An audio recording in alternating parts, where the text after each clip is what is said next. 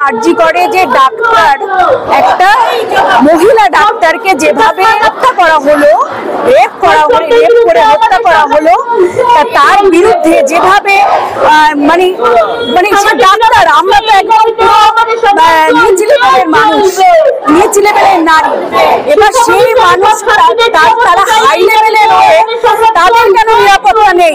আর এই যে ধ্বংসটা, এই যে হত্যাটা করা হলো, তারা কি কারো পক্ষে বললো না? হসপিটালে কিভাবে নিরাপত্তা থাকবে? হসপিটালে নিরাপত্তা নেই, রাস্তাঘাটে নিরাপত্তা নেই, বাড়িতে নিরাপত্তা নেই, ছোট বোন, মা এবং যে আমরা নারীরা আছি তাদের কোনো নিরাপত্তা নেই। তাহলে কোন সমাজে আমরা বাস করছি? তো এই সমাজটাকে যাতে পাল্টানো যাতে যায় এবং আমরা আগামীতে যাতে আমরা ভালোভাবে চলতে পারি, স্বাধীনভাবে চলতে পারি, এবং যারা শিশুরা আছে এবং যে বাচ্চা মেয়ে শিশু তাদেরকে যেভাবে আমরা গঠন করতে পারবো সেইভাবে তারা আগামী দিনে তারাও শিখবে আমাদের দেখে।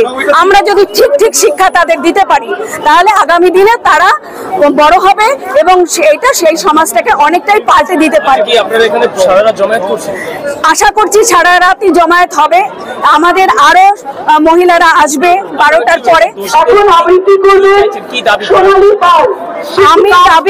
আমরা দাবি চাইছি যে সমস্ত যে করেছে তার যেন মানে কঠোরতর শাস্তি হোক, এবং শাস্তি হয়ে এমন ভাবে কঠোরতর শাস্তি হোক যাতে সে আর কোনোদিন এই কাজ না করতে পারে। আগামীতে তাদের দেখে যেন আর এইভাবে যেন না করতে পারে।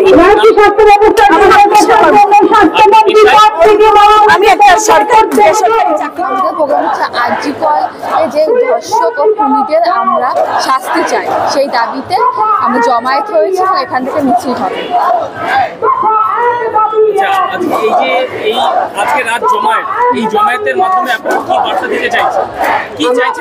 আমরা চাইছি দোষীদের শাস্তি দিতে, শুধু তাই না, নারীদের স্বাধীনতা, আমাদের যখন খুশি আমরা যেন ছেলেরা যেমন স্বাধীনভাবে সকাল বিকাল দুপুর রাত্রি বেরোতে পারে, আমরা নারীরা সেই সময় বেরোতে পারি। আমরা সেই জিনিসটা যেন পাই। একটা বাচ্চা বা একটা মেয়ে বা একটা মহিলা যদি বাইরে থাকে তার জন্য যেন তার বাড়ি আতঙ্কিত না হয়, তার জন্য যেন সমাজে কোনো কিছু না হয়, কে যেন লালসা কামনার দৃষ্টিতে তার দিকে না থাকায়।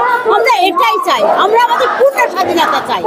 আমরা এই 15 আগস্টের প্রাক্কালে দাঁড়িয়ে আমরা নারীদের এই জন্যই 14ই আগস্ট রাতে আমাদের প্রোগ্রামটা আমরা একটা পূর্ণ স্বাধীনতা চাই। একটা ছেলে যেমন রাত্রি 12টার সময় বেরোতে পারে, একটা মেয়েও যেন রাত্রি 12টার সময় বেরোতে পারে, তাদের জন্য সেইভাবে সেই স্বাধীনতা বাড়িতেও ফিরতে পারে।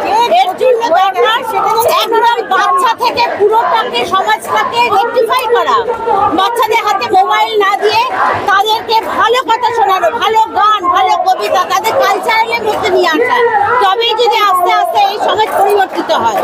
বাড়ি থেকেই তাদের শিক্ষা দেওয়া উচিত যে মেয়ে দেখলে তাদের সম্মান করা উচিত। বেশিরভাগ বাড়িতেই কি করে, মেয়েদেরকে অসম্মান করা হয়, ছেলেদেরকে বলা হয় ও তো ছেলে, ওর কোনো ব্যাপার না। এই জিনিসটা বাড়ির থেকেই সেটাকে পাল্টাতে হবে যে না, মেয়েদের সম্মান করা দরকার। সে বাড়ির মা হোক, বাড়ির বোন হোক, বাড়ির দিদি হোক, বাড়ির কাজের মাসি হোক, প্রত্যেকের সম্মান করা উচিত। এবং সেটা ছোট থেকে এই জিনিসটাকে সমাজে ইনপুট করা প্রয়োজন। হাতে মোবাইল দিয়ে বাচ্চাকে রিলস করো, বা মা রিলস করছে, ছেলে রিলস করছে, এগুলো ঠিক নয়। তাদের কালচারের মধ্যে আনতে হবে, তাদের আধ্যাত্মিকতায় আনতে হবে। যে ঘটনাকে কেন্দ্র করে আপনারা এখানে জমায়েত করেছেন, সেই ঘটনায় সিবিআই তদন্তের নির্দেশ দিয়েছে হয়তো, তাতে কি আপনারা সন্তুষ্ট? অবশ্যই সিবিআই তদন্ত তো চাই। যে দাবি, সেই দাবিগুলো কি রয়েছে? আমাদের দাবি হচ্ছে আমরা যেন তাদের অপরাধীদের খুঁজে পাওয়া যায় এবং তাদের যেন প্রকৃত শাস্তি দেওয়া হয়, দৃষ্টান্তমূলক শাস্তি দেওয়া হয়, যাতে ইন ফিউচারে কেউ এই কাজ করতে ভয় পায়। দৃষ্টান্তমূলক শাস্তি তাদের দেওয়া হয়, যাবজ্জীবন কারাদণ্ড বা তাদেরকে যদি মৃত্যুদণ্ড দেয় সেটা ফাঁসি আমরা চাই না। আমরা চাই দৃষ্টান্তমূলক শাস্তি, যাতে তারা অন্যকেও সেই শাস্তিটা দেখে ভয়ের চোটে দ্বিতীয়বার এই পদক্ষেপে আসতে না পারে। আমরা সেই শাস্তি চাই।